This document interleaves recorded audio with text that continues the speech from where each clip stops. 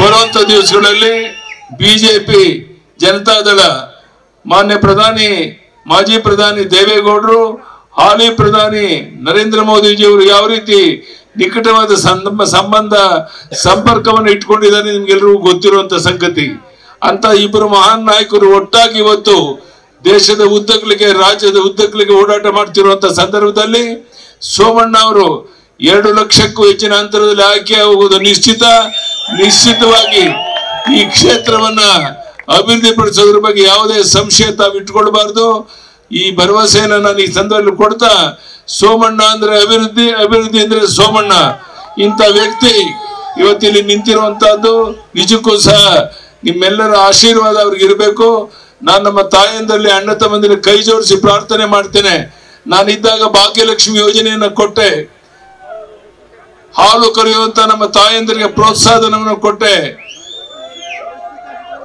ಕಿಸಾನ್ ಸನ್ಮಾನ್ ಯೋಜನೆಯಲ್ಲಿ 6,000 ನಾನು ಕೊಟ್ರೆ, ಕೇಂದ್ರ ಕೊಟ್ಟರೆ 4,000 ನಾನು ಕೊಡ್ತಾ ಇದ್ದೆ.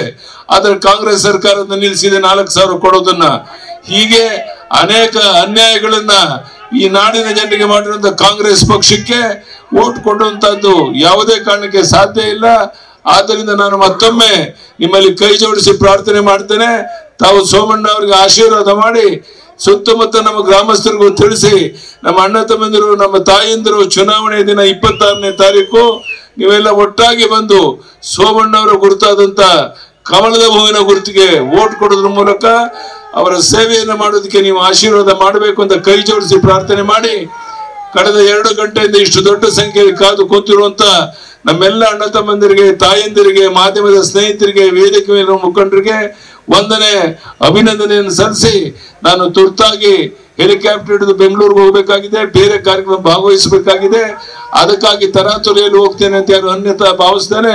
ಮತ್ತೊಮ್ಮೆ ಸೇರಿರುವಂತ ಎಲ್ಲ ಬಂಧುಗಳಿಗೆ, ಅಣ್ಣ ತಮ್ಮಂದಿರಿಗೆ, ತಾಯಂದಿರಿಗೆ, ಮಾಧ್ಯಮದ ಸ್ನೇಹಿತರಿಗೆ, ವೇದಿಕೆ ಮೇಲಿನ ಮುಖಂಡರಿಗೆ ವಂದನೆ ಅಭಿನಂದನೆಯನ್ನು ಸಲ್ಲಿಸಿ ನನ್ನ ಮಾತನ್ನು ಮುಗಿಸ್ತೇನೆ. ಬಲೋ ಭಾರತ್ ಮಾತಾ ಕಿ, ಬಲೋ ಭಾರತ್ ಮಾತಾ ಕಿ. ಮಾನ್ಯ ಶ್ರೀ ದೇವೇಗೌಡರಿಗೆ, ಮಾನ್ಯ ದೇವೇಗೌಡರಿಗೆ, ಪ್ರಧಾನಿ ನರೇಂದ್ರ ಮೋದಿ ಅವರಿಗೆ, ಮಾನ್ಯ ಸೋಮಣ್ಣ ಅವರಿಗೆ ಬಲೋ ಭಾರತ್ ಮಾತಾ ಕಿ.